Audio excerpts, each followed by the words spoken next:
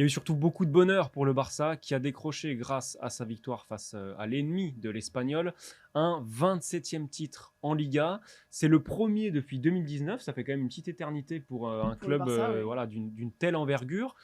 Euh, Quel type de champion est ce Barça? Parce que je pense ne pas trop m'avancer en disant qu'il est bien différent du Barça champion en 2019 et même beaucoup plus tôt que ça. Oui, bah, c'est sûr que là, déjà, c'est le premier titre de champion du Barça sans Lionel Messi au 21e siècle. Donc déjà, c'est beaucoup de choses. Parce que hier soir, celui qui a célébré tout ça avec le brassard, bah, c'était Sergio Busquets. C'était pas Lionel Ouais. Messi ou Gérard Piqué, etc. À l'ancien temps. Donc déjà, ouais, on a un très gros changement sur les générations. On n'a plus du tout les mêmes joueurs. On a beaucoup de très jeunes. Gavi, Pedri, Alejandro Balde. Et on a un Barça, pas défensif, mais un petit peu quand même, parce qu'ils ont Bah pris ouais. que 13 buts cette saison, dont 2 hier soir, hein, quand même. Ouais. Donc, euh, donc voilà. Euh, on a un Barça qui est beaucoup plus efficace, qui est beaucoup plus dans l'intensité, dans ce que requiert un peu le football moderne, de plus en plus éloigné du tiki-taka. On a des ailiers qui sont très présents, qui vont vraiment gratter des ballons le long de la ligne de touche, là où avant le Barça avait quand même tendance à jouer d'habitude avec des intérieurs. Ouais. Euh, Avec Rafinha, qui a pris la suite de Ousmane Dembélé, qui était lui-même très important en début de saison. Un buteur vraiment fixe comme Lewandowski, ce qui arrive aussi assez peu au Barça. Donc on a vraiment un nouveau style de jeu et on va dire que ce titre en Liga, c'est un peu une première pierre pour Xavi.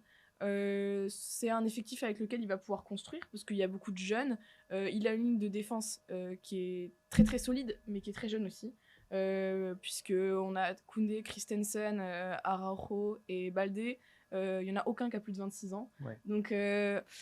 Donc voilà, c'est un peu l'avenir du Barça qui s'est créé avec ce titre. Ils le doivent aussi beaucoup aux autres concurrents, en fait, qu'on va dire pas jouer le jeu jusqu'au bout ou Ouais. alors qu'on laissait beaucoup de points s'égrainer au fil des mois et surtout après le mondial.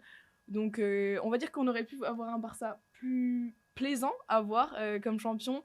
Mais Xavi savait que c'était aussi important de démarrer avec ce titre-là pour l'avenir, en fait. C'est plus une première pierre, effectivement, avant la suite.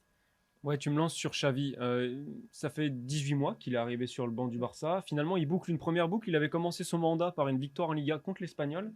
Il décroche son premier titre majeur face à l'Espagnol. Est-ce que c'est lui, avant tout, l'homme de ce sacre? Parce que j'ai l'impression qu'on a du mal à ressortir des joueurs en particulier de cette saison. Oui, ici, il y a quand même quelques joueurs parce qu'en début de saison, on a tendance à l'oublier, mais Dembélé a été vraiment très très important.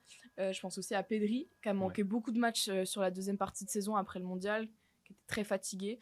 Et donc, on a cette défense hein, quand même qui est très très importante.